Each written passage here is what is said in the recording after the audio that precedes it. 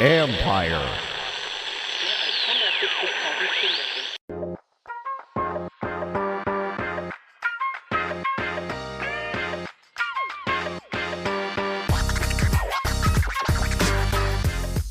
Welcome to Inside the Cap. I'm your host, Joel Corey. You can find me on X at Corey Joel. That's CorryJoel. You can also read my regular CBSSports.com column, Agents Take on NFL Salary Cap and Contract Matters. This time around, we're going to take a look at the Jonathan Taylor potential trade situation.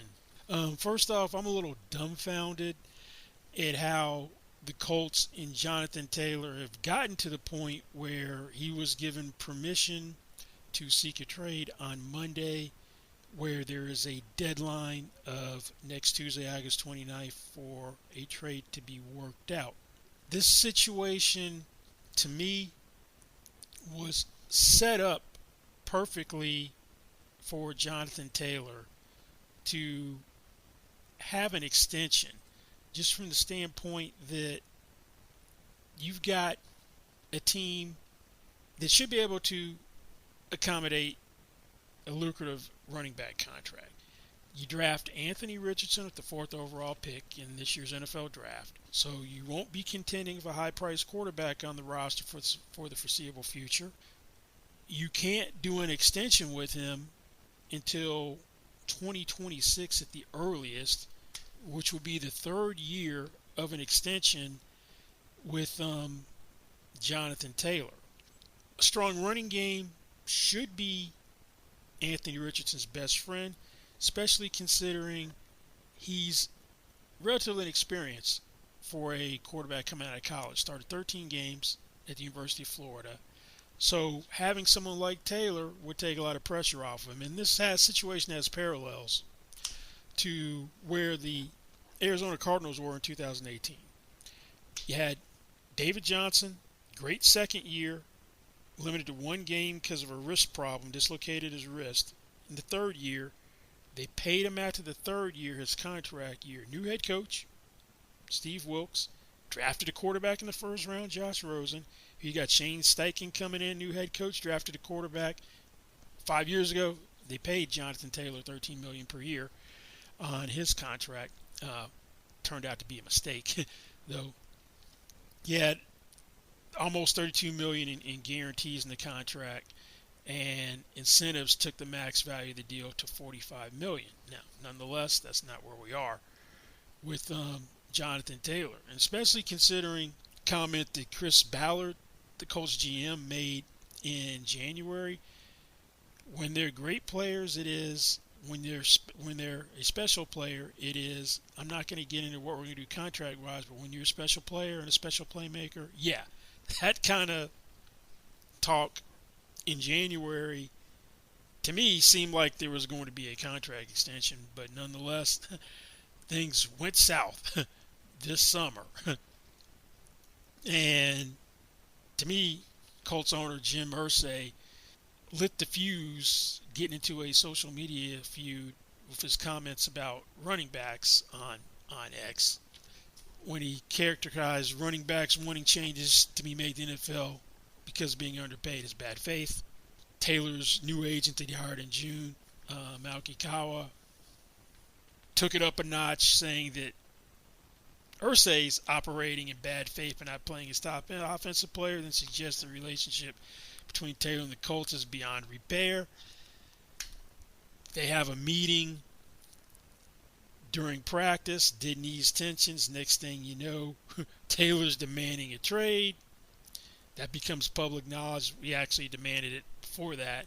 Then you get Irsay being adamant that Taylor won't be traded. We will not trade Jonathan Taylor. That is a certainty, not now or not in October, is what he said at the time. Trading deadline is October 31st at 4 p.m.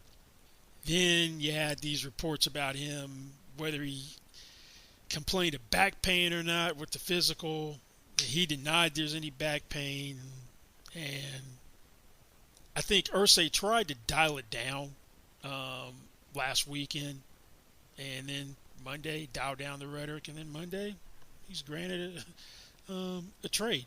permission to seek a trade. Now, I've been in that position before of having a player not disgruntled, but getting permission to seek a trade. And trading Jonathan Taylor is complicated. There are three parts to this.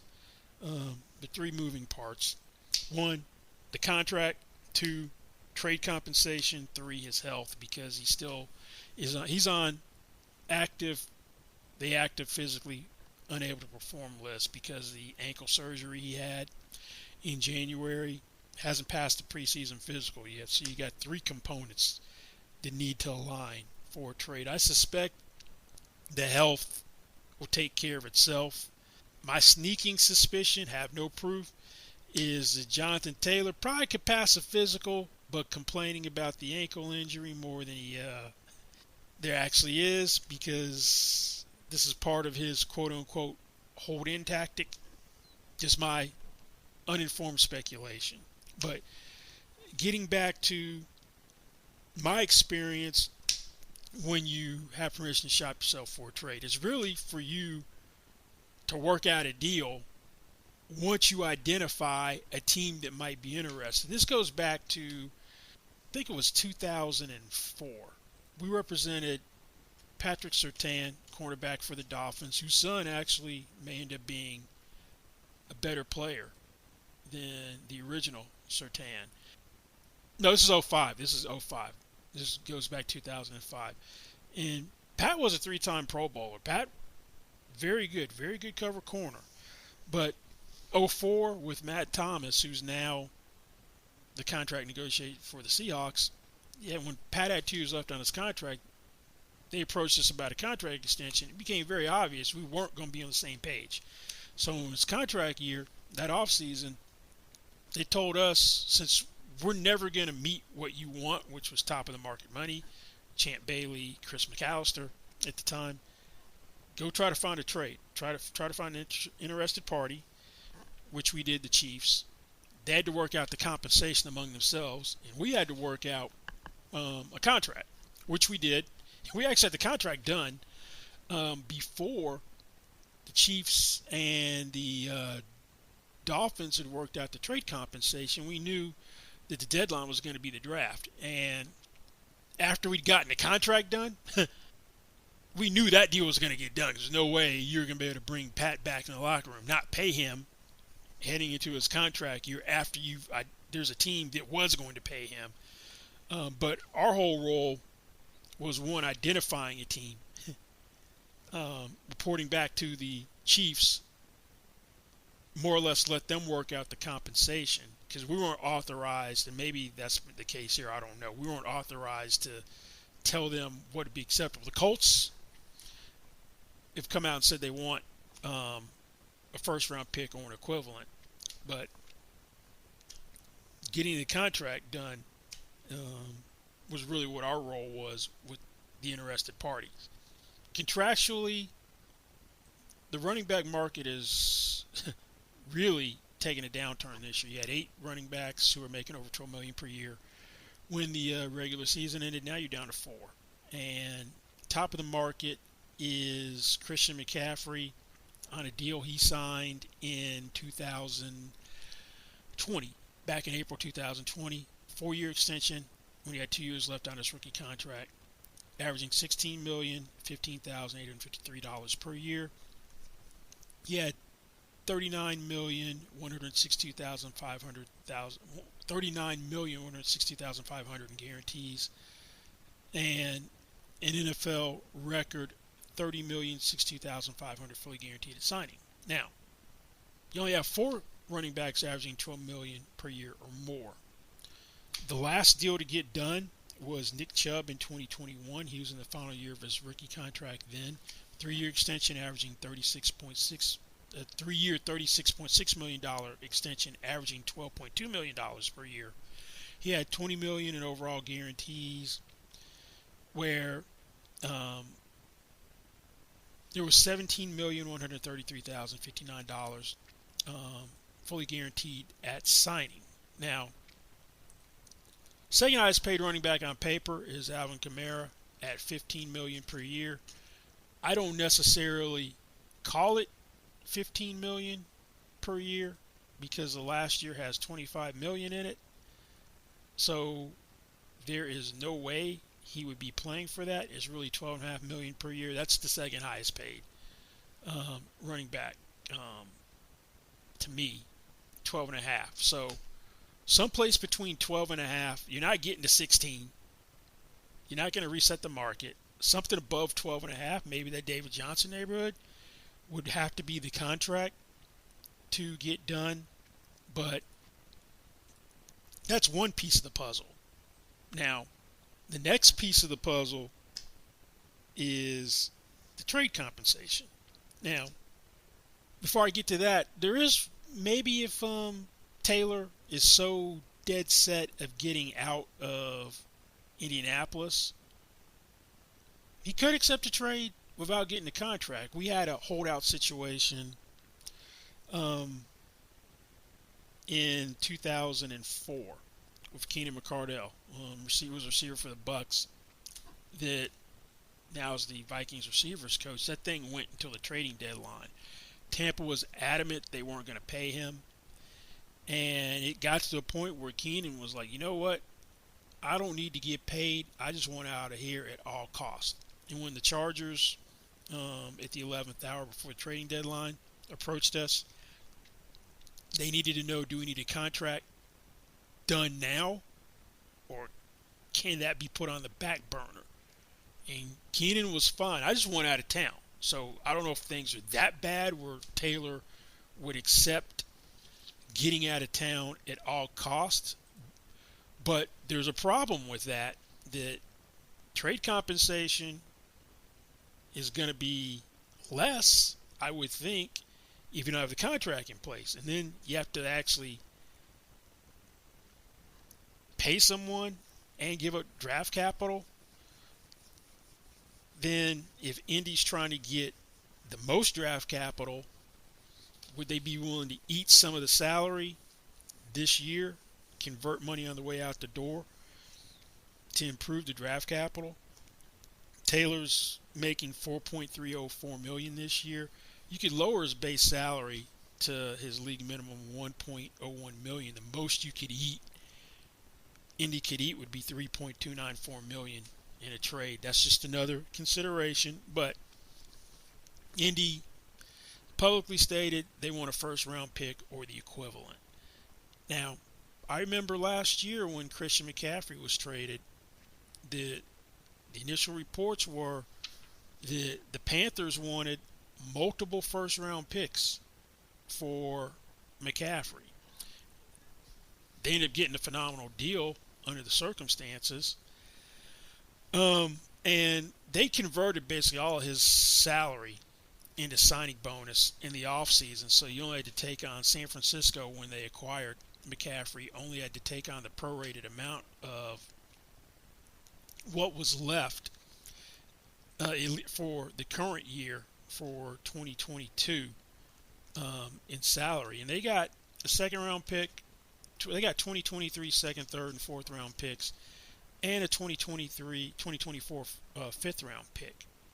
That's quite a haul. And depending upon what draft chart you use, the value for all those combined picks is either as high as a mid-first round pick if you use some of the more modern ones like Chase Stewart's draft trade chart.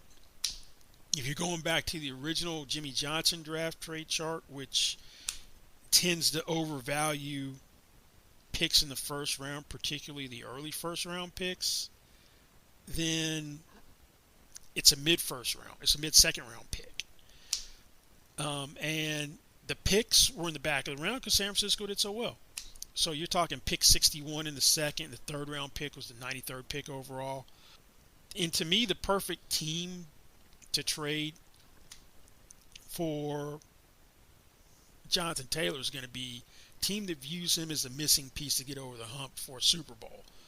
And those picks would be in the same place. But that was the haul that San Francisco gave up to get McCaffrey. And part of that was because you had another team. You had two teams basically in a bidding war. The Rams were hot and heavy for him.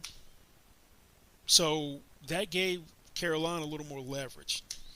From what we know, 6 teams have called and expressed an interest in Jonathan Taylor.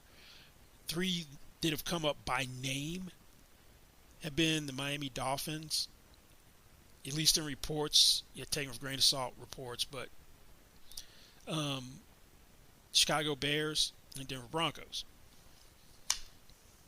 And that Miami supposedly rejected the trade offer. Their trade offer has been rejected by the Colts, I should say.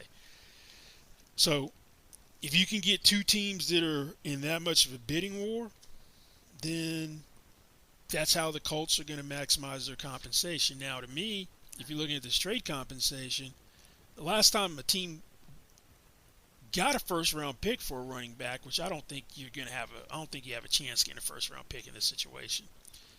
The Colts were involved in it. That was when they gave up a first-round pick to the Browns for Trent Richardson. And that deal definitely didn't pan out for them. But they've also been involved in another running back trade years ago where, to me, if you could get this, that would be a tremendous haul to me. That in 1999, before the draft, they traded Marshall Faulk, who was coming off a season where he led the year in yards from scrimmage. I think he had 2,227 yards from scrimmage. They gave the Rams gave up a 1999 second-round pick and a 1999 fifth-round pick to get Faulk. And the second round pick was 36 overall, so the 36th overall pick, so a little different placing of the pick. McCaffrey versus the Faulk trade. So if you get it, to me, you're not getting the first. If you can get a second plus, that will probably be the best you could do. Maybe a player has to come back in that as well, or a player can substitute a pick. Let's move on to the teams that would have interest. First, one thing you got to look at is cap space. You got to look at need, and then look at, to me, connections. Because to me, familiarity brings comfort. So where there are coaches that have a history with Jonathan Taylor would come into play as well.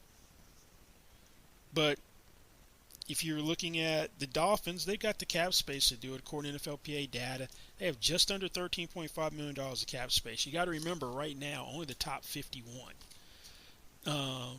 players are counting against the cap. That is going to change on September 7th at midnight. Everything's going to count. Everybody who's on a reserve list, your practice squad players. So that can be anywhere from a $3 to $5 million shift in cap space. Then you got to look at the draft capital that could be available.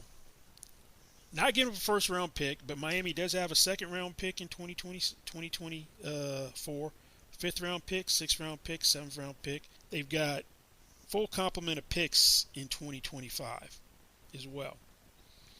So would a second round pick, because there's no third, they don't have a third or fourth, so it'd probably have to be a second round pick if it's going to be a 2024 pick. Would sending back one of the running backs that Miami has, either Raheem Mostert or Jeff Wilson, who are both under contract through 2024, be something that the Colts would find attractive potentially.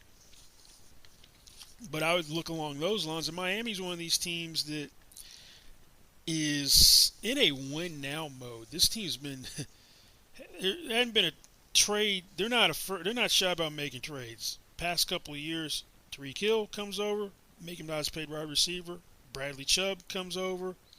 Middle of last season, before the trading deadline, he gets a deal shortly thereafter. Jalen Ramsey this year, so they're going for it. This is why this seems to be the most likely destination. Teams with the most cap room: Cleveland. They got almost $39 million in cap space, but They don't have a need. Nick Chubb, they're out. Arizona, 24.5 million basically of cap space, but they're in a rebuilding mode. Although Jonathan Gannon, their head coach, was the DB coach in Indianapolis Taylor's rookie year, I take them out of the equation. Those are two teams with the most cap room. The Bengals have a ton of cap room, but they have 19.13 million. They're fifth. They just redid Joe Mixon. He took a pay cut. Their bigger issue is extensions. They extended Logan Wilson, their middle linebacker, a couple of weeks ago. Joe Burrow's the big one. Then T. Higgins. Dallas had the third most cap room before the Trey Lance trade.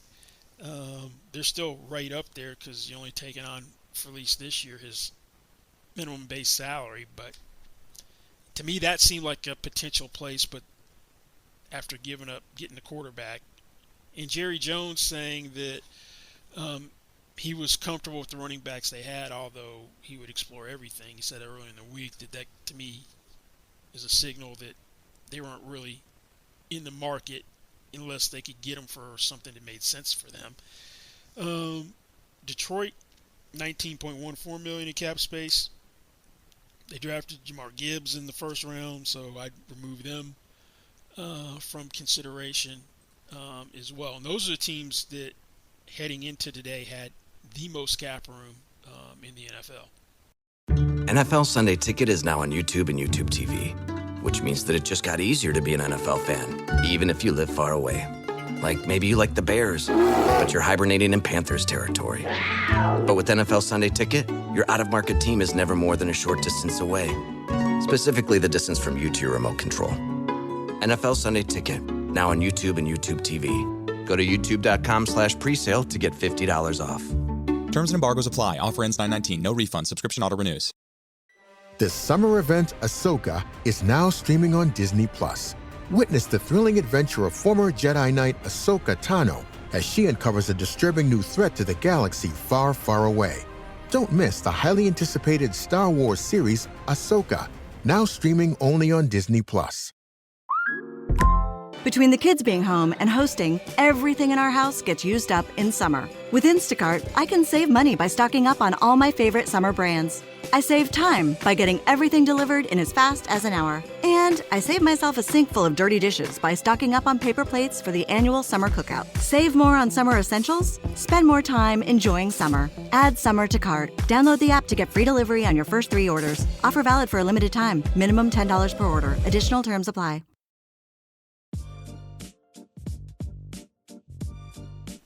Now, going back to the teams that have connections to Jonathan Taylor, the Bears, because Matt Eberflus, head coach, was the defensive coordinator in Indianapolis for his first 2 years in the NFL, and was there and saw firsthand what Jonathan Taylor is really capable of doing.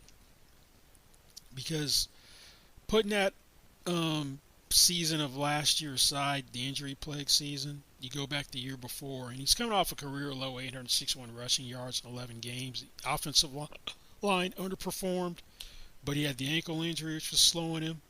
2021, easily the best running back in the league. Matt Eberflus saw that. 2,171 yards from scrimmage,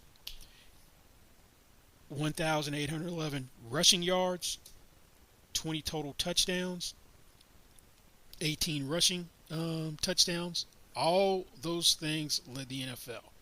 Won the rushing title by 552 yards, averaged 5.5 yards per carry. Even with the injury-plagued season last year, Taylor ranks third in yards from scrimmage, 4,643, fourth in rushing yards, 3,841 yards, and fourth in touchdowns at 36 since entering the NFL, past 3 years. So Eberflus seen firsthand what he can do. This is a team that is in great shape cap-wise. They got $15.4 million of cap space. Next year, 2025, a shade under the 170 million in cap commitments. Cap could be 245, 250 next year. That's where they differ from Miami. Miami, before doing anything, they've got almost $208.4 million of cap commitments for 2025. Therein lies the rub with Miami, but they're in win now mode. But you had the Bears go out and spend money in free agency, offensively and defensively, traded to get a number one receiver from Carolina and DJ Moore. So the Bears make sense that he'd be a huge upgrade, and Eberflus knows what he can do. Maybe you have to send a running back and like Dante Foreman that you picked up in free agency this year. And the draft capital is there. They've got 2 first-round picks.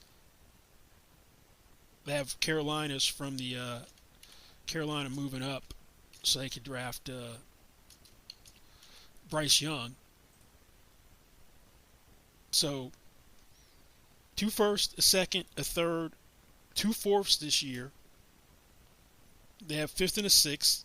2025, a first. They got 2 seconds. One of them's Carolina. And they got the 3rd through 7th round pick. So the draft capital's there. They got the cap space. They could probably, they're not paying Justin Fields yet. He's not eligible for a contract extension until after the season. So they're in a position, granted, they're not ready to win yet, but this is a NFC North in transition of Aaron Rodgers being traded. Maybe they could make a push for the playoffs, although they had the worst record in the NFL last year. Staying along the lines of familiarity, Carolina has familiarity, but because Frank Reich was his head coach until the middle of last year when Jim Irsay decided to go with the interesting move of firing him and bringing Jeff Saturday, who had no coaching experience, over from ESPN to be the interim head coach. They've got about $18.7 million in cap space. But they went out and signed Miles Sanders in the offseason. We know the 2 teams can do trades, but I would rule them out. I'm going to go back to Chicago for one thing. Another interesting angle is that Ryan Poles, the GM for the Bears, Chris Ballard, the GM for the Colts, good working relationship from the days in Kansas City. So those are the teams with connections. Now, a team which has come... Oh, one more team of connection, which is interesting. His offensive coordinator, his rookie year, was Nick Sirianni, the Eagles head coach. They've got about $14.6 million of cap space. And I wouldn't put them in a team I would expect, except for one reason. Howie Roseman isn't afraid to make a move which is going to benefit the team. That's the only reason. He definitely makes a ton of trades. And from a cap standpoint, they got the room this year. They have 208.5, a shade under, for cap commitments next year. But from a draft capital standpoint, they've got a second this year, New Orleans second. They have their own first. They should get a 3rd-round compensatory pick. They have multiple 5th-round picks when you factor in the compensatory picks they should get. So they're in a position where they had a draft capital, but I'd be shocked if it was going to be Philadelphia. Then a team, to me, which fits the profile of win now, but from a cap standpoint, kind of tough without restructuring contracts, Buffalo. You got Jonathan Taylor, that's a put you over the hump. You haven't been able to get by Kansas City, Bengals. There's the 2 teams standing in your way. That puts you right there. They've got just under $5.1 million of cap space. They'd have to restructure like Tre'Davious White or Deion Dawkins. They make the most sense. They've already restructured Josh Allen and Stephon Diggs' contracts. But you've got almost $277 million in cap commitments next year. So if you look at it from cap health, they don't really make a lot of sense. Although from an addition, from a talent perspective, what he could do for them makes a whole lot of sense. The Broncos have come up. They got shade under 11. They got like $10.9 million in cap space. So, yeah, they could do it. And also, Sean Payton has had a high-price running back on his team before in Alvin Kamara, who was a dual-threat running back, which is not necessarily what Taylor is. But from a draft capital standpoint, they don't have a second this year. They've got a third, fourth, 2 fifths, so 2 sevenths and a first. So that makes it hard for them as well. Tampa Bay's come up. Some people have mentioned Tampa Bay. They're on a cap room. They got $400,000 of cap space. Takes them out of the equation. They are rebuilding. They're clearing out the cap. To me, to put themselves on this is like their rebuilding year, or get healthy from the cap standpoint. Same with the Rams. They're setting themselves up for next year. Don't see them giving up any premium picks either. So, wouldn't surprise me if on the 29th, in the importance of the 29th on Monday, that's the roster cut down day. And you got to do a couple. That's why the deadline to me, I think that's why I set the deadline for the 29th. Because since he's on active PUP, and whatever team, I'm sure they're looking at the medicals and they're going to be comfortable with his health. And I suspect that he's healthier than you think. He could probably pass the physical today, push comes to shove. If the roster cut down for guys on active PUP, you got options. Move to reserve PUP, you do that. He's out a minimum of 4 games before he can come off of that. He's got to sit out 4 games before he can come off. You can waive him. They're not going to do that. Trade him, which is obviously what could happen, or you count him on the roster till healthy. It wouldn't surprise me if something doesn't get done. If it does get done, I think it may come down to the 11th hour. It'll be Tuesday, sometime before the 4 p.m. deadline, Eastern time, for the roster cut down. But this could be a marriage of convenience this year. Then the question becomes, if he's still a Colt, what does he do? Is he gonna, if he can't pass the physical, would they carry him on the 50-man roster? Would they move him to reserve PUP? To me, Jonathan Taylor's got to play this year. You were healthy your first 2 years. You had the injury-plagued season last year.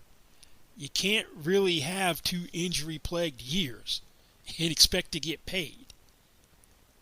And franchise tag would be looming anyway. And that number is going to be 4.635% of the salary cap. That's what it's going to project to. And the way this whole franchise tag stuff works, you take the sum of the 5 franchise tags from the previous 5 years, under the original methodology, which was the average of top 5 salaries. You add those together, divide those by the 5 salary caps from the previous 5 years, you get the percentage, multiply that by what the cap is for the upcoming year. So we're talking about 11.4. Around the 11.4, 11.5 range will be what the tag will be. But you could have a whole nother can of worms if he's still there, and particularly if he's a Colt for the time being. You can still trade him up until the trading deadline on Halloween at 4 p.m. Eastern time. But the worst case scenario would be he's got a deal that's acceptable with, let's say, Miami or Chicago. Colts can't fork out the compensation. Then I don't know if Indy would use that. Okay, this is what your value is. We'll pay it to you. Knowing that he was looking to get out of town, would he accept it?